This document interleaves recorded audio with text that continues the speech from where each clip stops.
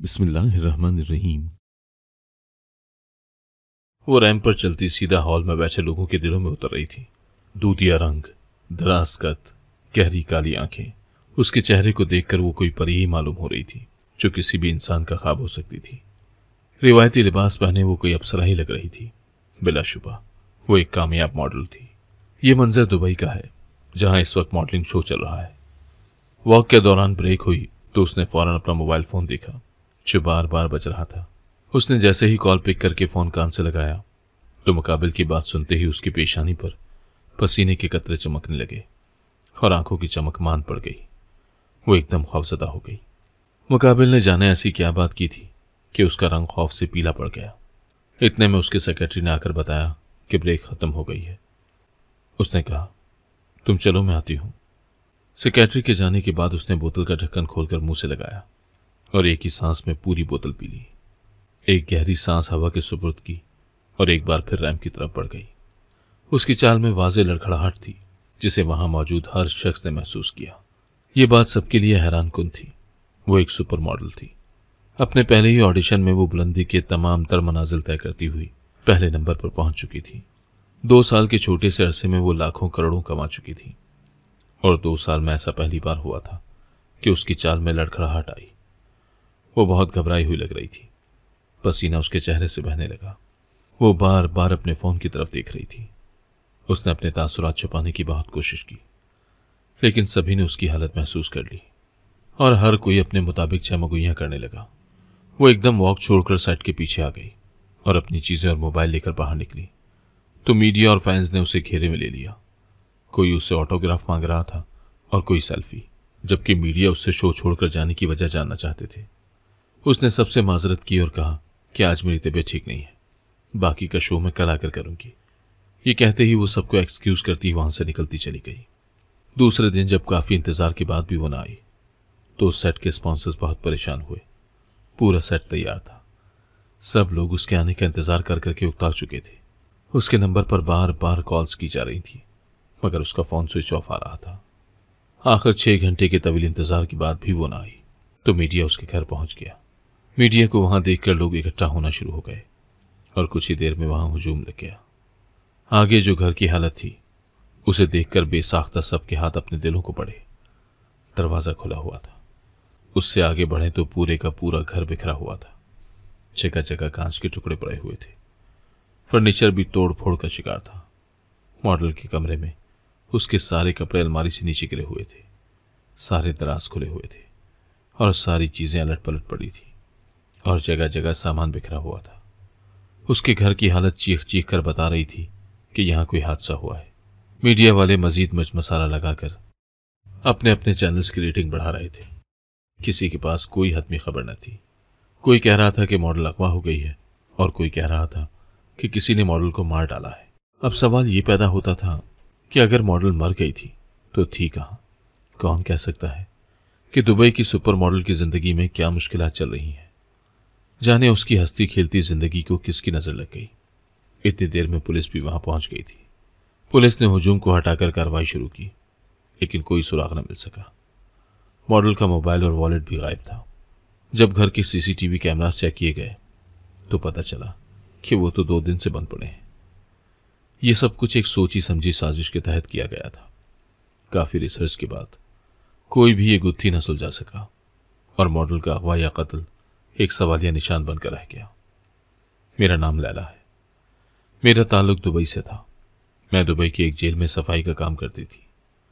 उस जेल में 2 थानेदारनियां थी, बड़ी थानेदारनी और छोटी थानेदारनी। ये जेल बहुत ज्यादा अजीब थी। इसमें सिर्फ औरतों को ही कैदी बनाकर लाया जाता और रोजाना की तादाद गिनकर औरतें और लड़कियां लाई जाती, क्योंकि मैं अक्सर थानेदारनियों को बातें करते हुए सुनती रहती थी। बड़ी वाली छोटी को कहती रहती कि आज इतने का ऑर्डर है और आज उतने का। मुझे बहुत तशवीश होती कि ये औरतों को जुर्म की बिना पर पकड़ कर लाती हैं या फिर ऑर्डर पूरा करने के चक्कर में लेकर आती हैं। मैं हैरत में पड़ जाती कि कौन सा ऑर्डर और कैसा ऑर्डर। कैदियों को KFC और 5 स्टार होटलों से महंगे महंगे खाने मंगवा कर खिलाए जाते। रोज शाम को उनके लिए पॉलर वालियां बुलवाई जाती, जो उनकी आंखों पर पट्टी बांधकर उनका फेशियल करती। कोई क्लिनजिंग करती तो कोई ब्लीच करती तो कोई स्क्रब मैं ये सब देखकर हैरान रह जाती कि कैदियों की इतनी खिदमतें कौन करता है। ये कैसी जेल है। मुझसे तो ये कैदी औरतें अच्छी हैं। खैर, दिन गुजरते गए और हर गुजरते दिन के साथ मेरी हैरत बढ़ती जा रही थी, क्योंकि जब भी कोई नई कैदी आती तो थानेदारनियों को उसके ढेरों पैसे मिलते। मैं रोज बहाने बहाने से कैदियों वाली साइड पोछा लगाने चली जाती और उनको देखती रहती कि मुझसे अच्छी जिंदगी तो वो जी रही थी, जिन्हें जेल में रहते हुए भी जिंदगी की हर आसाइश मिल रही थी। तरह तरह के खाने, कपड़े, फैशन और बाकी पाउडर ट्रीटमेंट भी फ्री में। बेख्तियार मेरा हाथ अपने चेहरे पर गया, जिस पर झुर्रियां पड़ी हुई थी और बाल भी बेहद बदनुमा थे। खैर, कुछ दिन बाद जेल में एक और मशकूक हरकत शुरू हुई। जहां पहले कैदियों का सिर्फ फेस ट्रीटमेंट किया जाता था, वहां अब उनके नहाने के लिए साबुन, शैम्पूस, कंडीशनर और बॉडी स्प्रेज भी आने लगे। कैदी औरतों का खाना खाने के बाद फैशियल वगैरह किया जाता। उसके बाद उन्हें नहाने का कहा जाता। जब वो नहाकर आती तो उनको पिछले कमरों में ले जाया जाता। वो पूरी रात पिछले कमरों में रहती और सुबह वापस आती। सुबह जब उनको वापस कमरे में मुंतकिल किया जाता तो मुझ पर हैरतों के पहाड़ टूट पड़ते, क्योंकि कुछ के चेहरे बिगड़े होते, कुछ के बाल बिखरे हुए होते, हाथ, पांव, मुंह और पूरे जिस्म पर खराशों के निशान होते, और कुछ की हालत तो इस कदर खराब होती कि फौरन उसे डॉक्टर को बुलाना पड़ता। और एक चौंका देने वाली बात कि हर बार एक ही डॉक्टर आता और उसके साथ उन्हीं लड़कियों में से कोई होती जो रात को आती थी। कैदियों की हालत देखकर मैं खौफजदा हो जाती। उनकी हालत चीख चीख कर उन पर किए गए जुल्म को बयान करती। एक और बात जो मैंने महसूस की वो ये थी कि वो कैदी औरतें होश में होकर भी होश में न होती, जैसे किसी ने उन्हें कुछ खिला पिला दिया हो। मैं मुकम्मल उन पर नजर रख रही थी, लेकिन मैं पिछले कमरे में ना जा सकती थी। एक दिन मैंने देखा कि बड़ी थानेदारनी खाने में कुछ दवाइयां मिला रही थी और साथ ही छोटी थानेदारनी को कह रही थी कि इनके शॉपर्स और बोतलें ध्यान से जलाया करो, जब तक मुकम्मल जल न जाए वहीं खड़ी रहा करो। ये ना हो कि उस सफाई वाली मासी के हाथ कोई चीज लग जाए और हमारा भांडा फूट जाए। हमें बहुत एहतियात करनी होगी। उनकी बातें सुनकर मेरे कान साए साए करने लगे। मैं आपस में कड़ियां मिलाने लगी तो सब कुछ मेरी समझ में आ गया। यानी ये पहले खाने में नशावर दवाइयां मिलाकर कैदियों को खिलाती हैं, जिससे वो अपने होश में न रहती, और फिर उसके बाद उनको जो जो कहती वो किसी रोबोट की तरह उनकी बातें मानती जाती। ये बहुत हैरानकुन बात थी, लेकिन अभी मुझे ये जानना था कि आखिर पिछले कमरे में ले जाकर उनके साथ ऐसा क्या किया जाता है जो उनकी हालत बिगड़ती जाती है। जो कुछ मेरे जहन में आ रहा था वो मैं चाहकर भी सोचना नहीं चाह रही थी, क्योंकि जो कुछ मैं सोच रही थी अगर वो सच निकलता तो मेरी रूह भी कांप जाती। मैंने बेसाख्ता दीवार का सहारा लिया। मुझे थानेदारनियों पर बहुत गुस्सा आया कि कैसे वो इतनी जिंदगियों से खेलकर इतनी पुरसुकून है। मुझे उनसे बेतहाशा नफरत होने लगी। मैंने इरादा कर लिया कि अब मैं जल्द अज जल्द सारी सच्चाई जानकर ही रहूंगी, लेकिन कहीं से भी कोई सिरा मेरे हाथ नहीं लग रहा था। मैं बहुत परेशान हो गई थी। उन लड़कियों की हालत देखकर मैं दिल ही दिल में कुड़ती रहती। दोनों थानेदारनियां भी अपनी मस्ती में मगन रहती। उन्हें इन कैदी औरतों का जरा भी ख्याल ना आता और ना ही उनके दिल में किसी के लिए कोई रहम आता। वो बेहद शफाक साबित हुई थी। मैं जब भी उनको हंसते हुए देखती तो मेरे तन बदन में आग लग जाती। एक दिन जब मैं थानेदारनियों के कमरे के बाहर से सफाई कर रही थी तो मेरे कान में पड़ने वाली आवाज़ों से मैं दंग रह गई। बड़ी थानेदारनी छोटी थानेदारनी को कह रही थी कि तैयार रहना, इस बार बहुत बड़ा हाथ मारना है। इतने में टेलीफोन बजा। छोटी थानेदारनी ने फ़ोन उठाकर बड़ी थानेदारनी को दे दिया। मुकाबिल की बात सुनते ही उसके चेहरे पर एक शैतानी मुस्कुराहट आई। उसने कहा कि आप बेफिक्र रहें, जैसा आप चाहते हैं वैसा ही होगा। उसने एक लम्हे के लिए रुककर मुकाबिल की बात सुनी और फिर कहा कि जी लड़कियां पूरी हैं, आप बेफिक्र रहें। आपको इससे पहले कभी शिकायत का मौका दिया है जो अब दूंगी। आप टाइम से आ जाइएगा, हमारी तरफ से इंतजामात मुकम्मल है, बस आप अपने वादे पर कायम रहिएगा। मुकाबिल की बात पर उसने एक जोरदार कहकहा लगाया और फोन रख दिया। उसने छोटी थानेदारनी के हाथ पर हाथ मारते हुए कहा, अब आएगा मजा, तैयार रहना, सारे इंतजामात देख लेना, कहीं कोई कमी ना रहे, और बाहर सारा रास्ता क्लियर करवा देना। आज वो हमारे गरीब खाने पर तशरीफ लाएंगे। खाने में आज डबल डोज मिलाऊंगी। मैं ये सारी बातें सुनकर चुपके से साइड पर हो गई। मुझे जो भी करना था आज ही करना था। आज ही वो दिन था जब मुझे सब कुछ मालूम हो सकता था। मेरे दिमाग ने तेजी से काम करना शुरू कर दिया। मुझे कोई ऐसा मंसूबा बनाना था जिससे सांप भी मर जाए और लाठी भी न टूटे। कोई ऐसा मंसूबा जिससे मैं सब कुछ जानने में कामयाब हो जाती और उनको मुझ पर शक भी ना होता। एकदम मेरे जहन में एक ख्याल आया। उस पर अमल करते हुए मैं उठ खड़ी हुई और थानेदारनी के कमरे के दरवाजे पर दस्तक दी। उसने कहा, कौन है? मैंने कहा, जी मैं हूं। मैंने आपसे कैदियों के बारे में बात करनी है। एकदम उसके चेहरे का रंग सफेद पड़ गया। फिर जल्दी से खुद को संभाल कर बोली, हाँ बताओ क्या बात करनी है। उसके चेहरे पर सजे तासुरात से ये बिल्कुल वाज़ेह हो रहा था कि वो अंदर से डर रही है कि कहीं मुझे कुछ पता तो नहीं चल गया। वो मुसलसल खोजती नजरों से मुझे देख रही थी। मैं उसके पैरों में बैठ गई और उसकी टांगें दबाने लगी। उसने कहा, जो बात करने आई हो वो करो। मैंने उससे कहा, बीबी जी माफ करें, क्या पता मुझे ये बात करनी चाहिए या नहीं। मैं क्या कहूँ जी, छोटा मुंह और बड़ी बात। इन कैदी औरतों की जिंदगी कितनी अच्छी है ना, कितनी ठाट बाट की जिंदगी है। ये सुबह शाम बड़े बड़े होटलों से मज़ेदार खाने, जिनकी खुशबू से ये पूरा थाना महक उठता है। उसके बाद ये महंगी महंगी क्रीमें और लोशन, महंगी महंगी परफ्यूम्स, खुशबूदार साबुन। इससे भी बढ़कर ये कि ना कोई काम है और ना ही कोई धंधा। पूरा दिन बेफिक्री से सोती रहती है।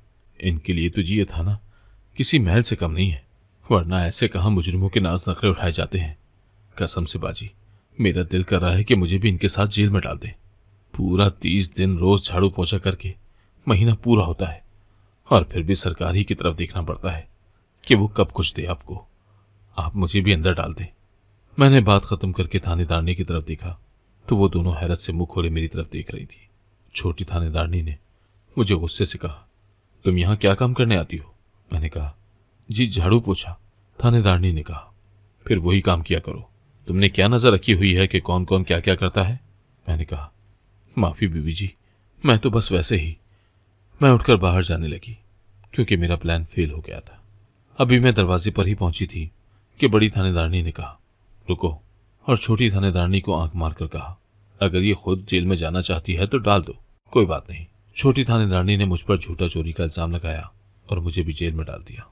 मैंने देखा कि वहां मौजूद कोई भी औरत अपने होशो हवास में नहीं थी जिससे मैं कुछ भी पूछ सकती। मैं दीवार से टेक लगाकर बैठ गई, लेकिन मुझे नहीं पता था कि मैंने अंदर आने की कितनी बड़ी गलती कर दी है। मैंने खुद अपने पांव पर कुल्हाड़ी मारी थी। मैं सोच भी नहीं सकती थी कि मुझे इसकी कितनी बड़ी कीमत चुकानी पड़ेगी। मैं नहीं जानती थी कि आज का दिन मेरी जिंदगी का सबसे भयानक दिन साबित होगा। ये दुबई ही की जेल का मंजर है। शाम के 6 बजे का वक्त था। जेल के मेन डोर के आगे एक गाड़ी आकर खड़ी हुई और आदमी उससे तरह तरह के खाने के लवाजमात उतार रहे थे। उस खाने में 5 स्टार होटलों के मशहूर तरीन खाने शामिल थे। जंक फूड से लेकर हर तरह के स्पाइसी फूड और मीठा था। उन खानों को उतारकर थाने के अंदरूनी हुदूद में रखा गया। फिर कुछ देर बाद बड़ी थानेदारनी और छोटी थानेदारनी खाने वाले कमरे की जानिब जाती दिखाई दी। बड़ी थानेदारनी ने छोटी थानेदारनी से कहा, अगर आज हमारी डील कामयाब हो गई तो देखना हमें कितना मुनाफा होगा। बस हमें ध्यान रखना होगा कि सब कुछ खैर आफियत से हो जाए और कोई भी गड़बड़ ना हो। हमें फुल चौकन्ना रहना होगा और आंखें खुली रखनी होंगी। हमारी एक छोटी सी गलती हमें हमेशा हमेशा के लिए अंदर करवा सकती है, इसीलिए मैं कोई भी कोताही बर्दाश्त नहीं करूंगी। खाने वाले कमरे में पहुंचकर बड़ी थानेदारनी ने अलमारी के दरवाजे में चाबी लगाकर घुमाई। दरवाज़ा चर की आवाज़ से खुल गया। अलमारी के अंदर नशा आवर दवाइयों का एक फुल स्टॉक पड़ा हुआ था। उन दोनों ने मिलकर वहां से दवाई निकाली और कुर्सियों पर बैठ गई। सामने मौजूद मेज पर तरह तरह के खाने रखे हुए थे। उन्होंने एक एक करके तमाम खानों में दवाइयां मिलाना शुरू कर दी। एक के बाद एक करके तकरीबन 1 घंटे में तमाम खानों में दवाइयां मिला दी। बड़ी थानेदारनी ने मुस्कुराकर छोटी थानेदारनी की तरफ देखा और हाथ झाड़ते हुए उठकर खड़ी हुई। उसने एक जोरदार कहकहा लगाया और छोटी थानेदारनी को अपने पीछे आने का इशारा करके वहां से निकल गई। छोटी थानेदारनी ने जल्दी से सब कुछ समेटा और पिछली साइड पर आकर सारे कागज और बोतलें कूड़ेदान में फेंक दी। जाने आज इस जेल में मौजूद कैदियों पर कौन सी कयामत आने वाली थी। आज की हवा बहुत ही सोगवार थी। बड़ी थानेदारनी के तासुरात बता रहे थे कि वो कुछ बड़ा करने वाली है। क्या, ये तो वक्त ही बता सकता था। हस्बे मामूल 7 बजे तमाम कैदियों के आगे खाना रखा गया। मेरे आगे भी खाने की प्लेट आई, लेकिन चूंकि मैं जानती थी कि इसमें क्या है, इसीलिए मैंने वो खाना नहीं खाया और चुपके से अपनी साथी की प्लेट में डाल दिया। वो सब की सब खाना देखते ही खाने पर टूट पड़ी। मुझे चूंकि सच्चाई जाननी थी, इसीलिए मेरा होश हवास में रहना बहुत जरूरी था। अगर मैं ये खाना खा लेती तो मैं कभी भी हकीकत तक नहीं पहुंच पाती। खैर, जब खाने से फारिग हुई तो सब बेहोश होकर एक तरफ होकर गिर गई। उनका देखा देखी मैं भी आंखें बंद करके एक तरफ को लड़क गई। थोड़ी देर बाद गेट पर बहुत सारी गाड़ियों के रुकने की आवाज आई और उसके बाद थानेदारनी की हंसने की आवाज आई। वो किसी से बातें कर रही थी। उसके बाद बहुत से कदमों की आवाजें आई। फिर कमरे का दरवाजा खुलने की आवाज आई। मैंने जरा सी आंखें खोलकर देखा तो वही लड़कियां थी। उन्होंने जल्दी से सबकी आंखों पर पट्टी बांधी और उनका फैशल करने लगी। मेरे मुंह पर भी एक लड़की कुछ कर रही थी। वो बार बार मेरे मुंह पर अलग-अलग चीजें लगा रही थी। ये सिलसिला काफी देर तक चलता रहा। इतने में थानेदारनियों के साथ कोई और भी अंदर आया। मेरा दिल आने वाले को लेकर बहुत तेजी से धड़क रहा था। पता नहीं अब क्या होने वाला था। आने वाली शख्सियत ने उन लड़कियों को मुखातिब किया और उनकी बातें सुनकर जैसे मेरे पांव तले से जमीन खींच ली गई। मेरे रोंगटे खड़े हो गए।